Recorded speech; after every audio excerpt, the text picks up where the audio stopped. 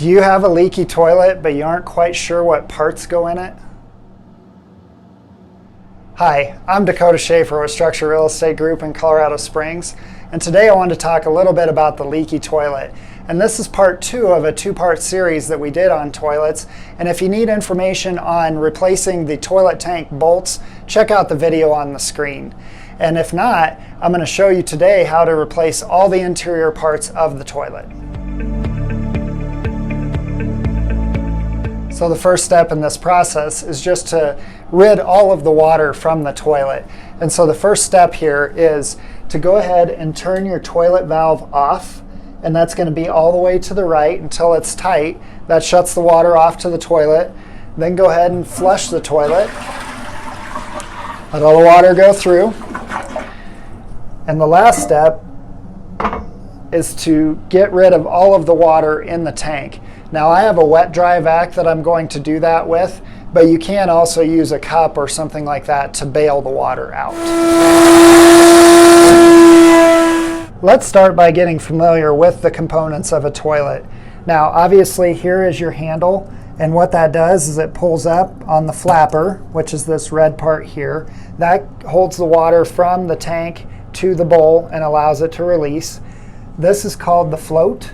What this does is it floats when the water comes in and shuts the valve off at the appropriate time. So this is the valve. And then you have an overflow drain here. In case the valve doesn't shut off, it will go into the overflow drain and out to the sewer.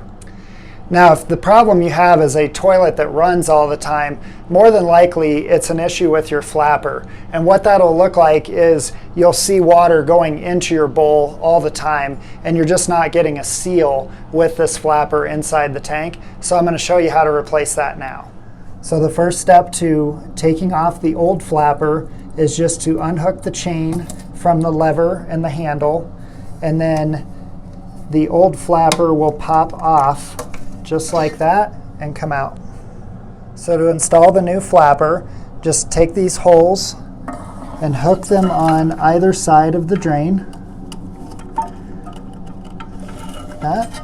And then you take your chain and hook it onto the rod that comes from the handle like that, and then check to make sure it operates okay, and that part's done. Okay, now we're ready to replace the valve. And the first step in that is simple, just unhook this tube here. So now we're ready to take out the old valve, and you just want to undo the water line, and a little bit of water is going to come out with it. And then undo this nut right here, and then the whole valve will come out.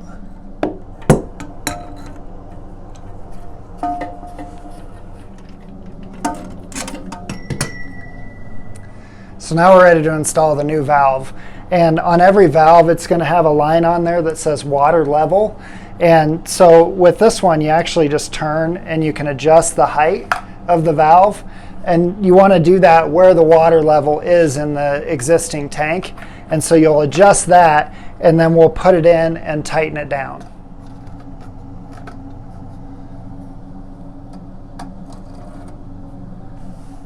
So just take your nut and tighten it all the way down.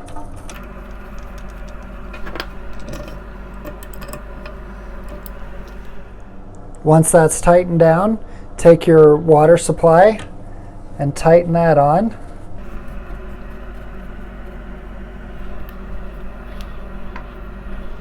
And then take your piece of hose and hook it up to your valve.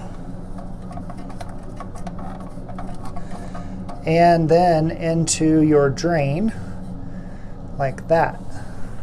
Now the old valve had a float like this, but this valve has an internal float, so we don't need this anymore. So don't worry about that part. So now we're ready to test the entire system. And how we do that is we will turn the water back on.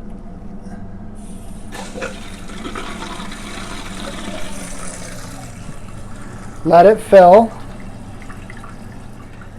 So now the toilet tank is full again. Nothing is leaking around the flapper. The valve worked okay in the float, shut it off as need be. The water level's correct. So then you just want to operate the toilet. Make sure it flushes and closes okay. In this scenario, our chain got caught in the flapper, so I'm going to adjust the length of the chain so that it stays nice and tight when it's down, and then it'll close and seal again. Okay, so I've adjusted the chain to the flapper and it no longer leaks back into the toilet, so everything's operating correctly. The last step is just to check around all of the components to see if there's any leaks. Make sure you double check that, because even a small leak can cause big time damage to your home over time. If there's no leaks, you're good to go. If there are, just tighten everything down a little better and it should take care of the problem.